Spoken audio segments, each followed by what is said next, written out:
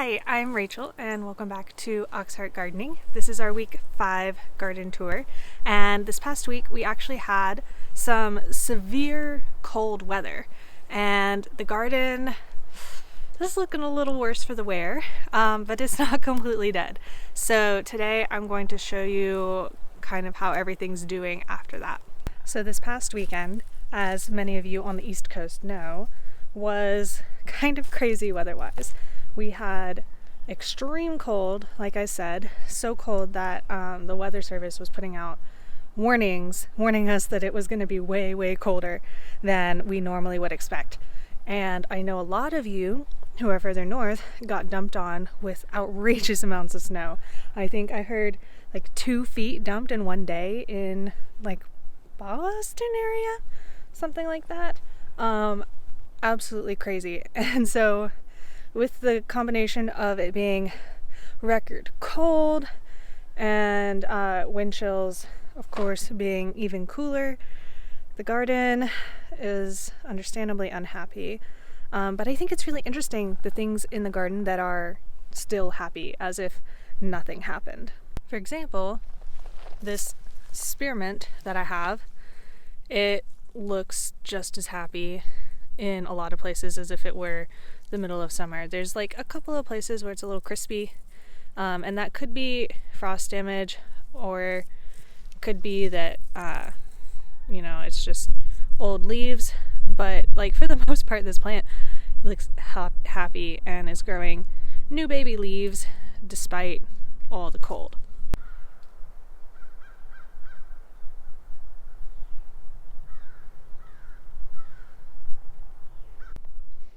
And then there's the dichotomy of the fava beans, the broad beans. So if you look here, they look like mildly unhappy, like they have, but fine. And then you look next to it and you're like, well, that's dead. That's dead. That one's fine. These ones are fine. That one's dead. And I don't have a good explanation for this, for why some of them that are right next to each other look so terrible while others look fine. Some of them are dying, and then they've got a couple of sprouts that look fine. And so I have a theory. Like you can see, most of this is dead, but this is like kind of coming up fresh. I have a theory that if I leave these be, these stems will put out new growth and try again. At least that's what I hope happens. If that doesn't happen, it's not the end of the world. I would like to have some fava beans after all of this, but I don't need this space until April for the tomatoes, so there's plenty of time for me to let them do whatever and see what happens. Spinach is another one of those plants where if you had a garden full of just spinach, you would have no idea that it had gotten cold at all, because it looks perfectly happy and fine.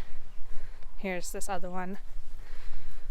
Still growing, baby leaves coming out the center. It's always a good sign. Just growing slowly, but looking very happy doing it. Now this lettuce, at first glance it looks kind of okay, but if you look closely at this leaf, it's kind of blackened instead of purple and very floppy. But again, as I said last week, when the new leaves are crunchy and healthy looking, then there's not too much to worry about.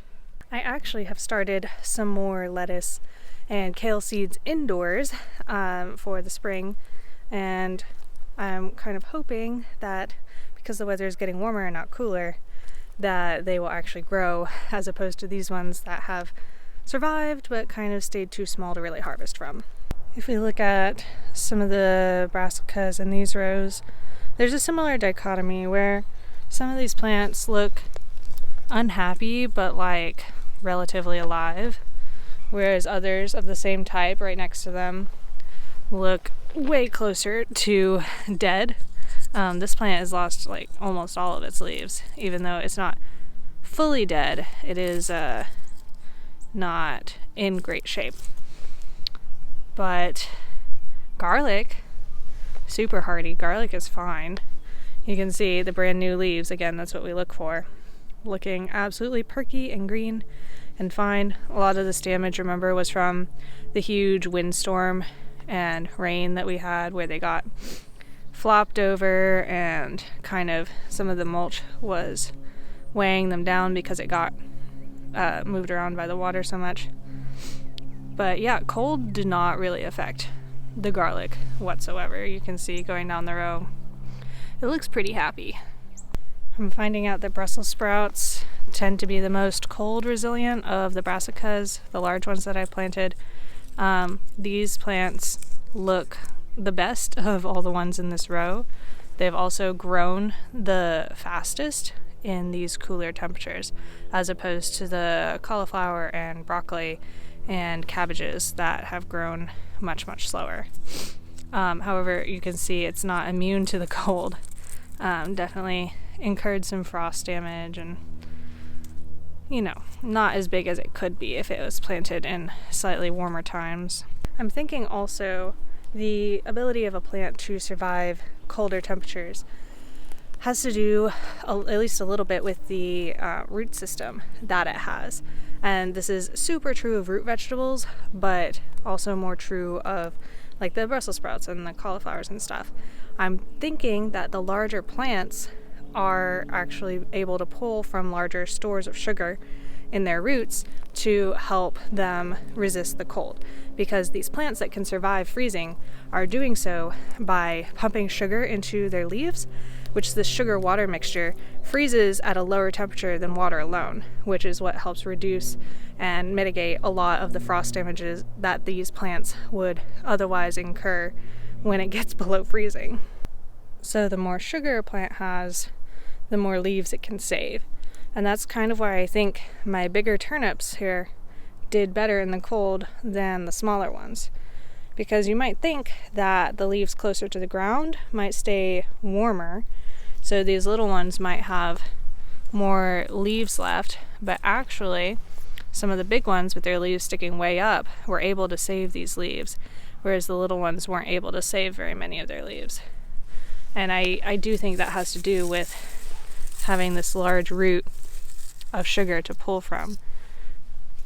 My turnips also look a little more sparse than they did last week because I pulled all of the nice big ones to make a beef stew, which was really quite delicious.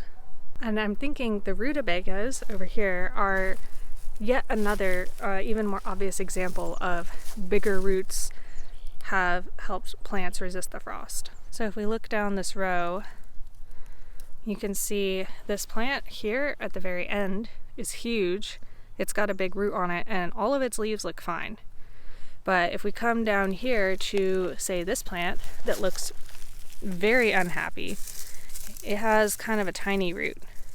And so I'm thinking it just didn't have the resources to protect its leaves.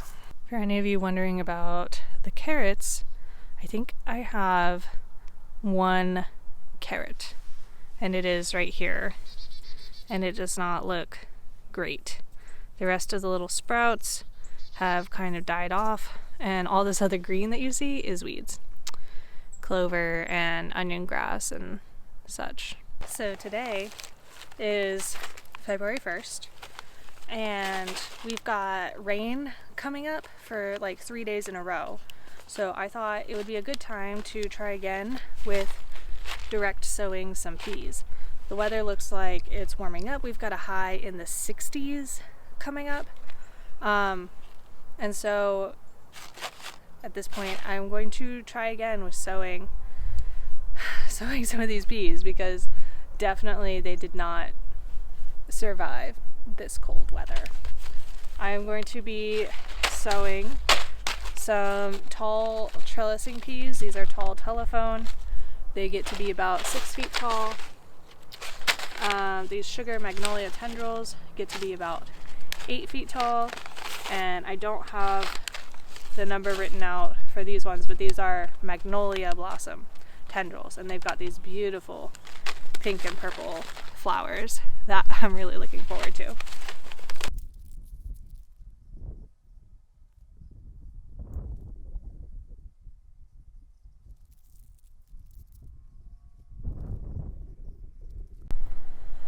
Okay, so I just planted both sides of both of these trellises, and hopefully now we will start seeing some actual pea plants.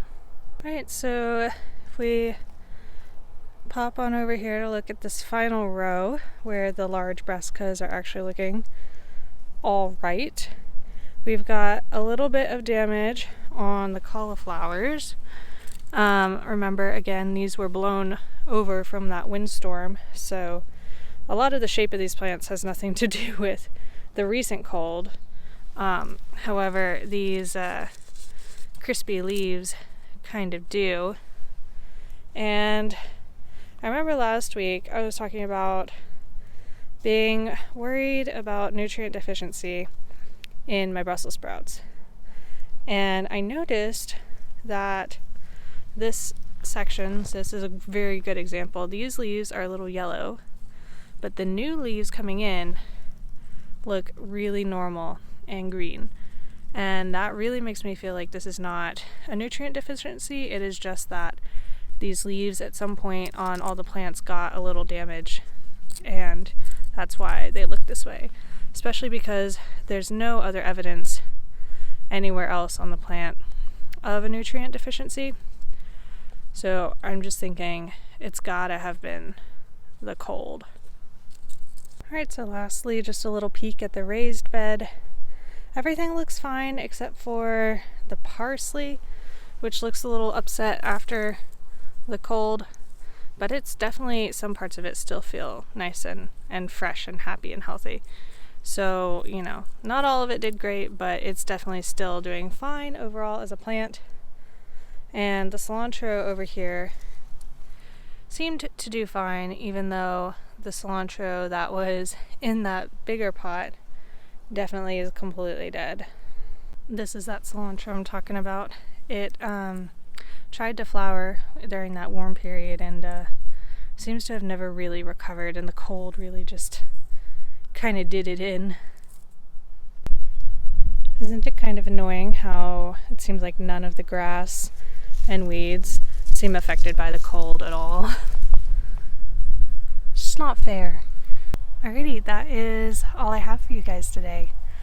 Hope you enjoyed. I hope that you stick around, because I think now that we're starting to get close to spring, seed starting is about to happen, things are really going to start picking up in the garden in the next couple of months. Thank you guys so much for watching, and until next time, happy gardening.